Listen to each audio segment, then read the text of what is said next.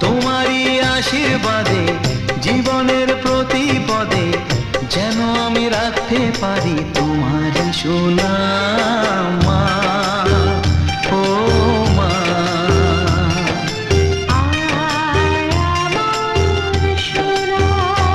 ও স্নেহের ছায়ায় ভালোবাসায় ঢেকে রাখে যে, অনেক জ্বালাশয় বুকে জড়িয়ে রাখে যে, তারই আঁচলে মুখ লুকিয়ে রেখে জীবন আমার কাটিয়ে দেব তোমায় দেখে মা।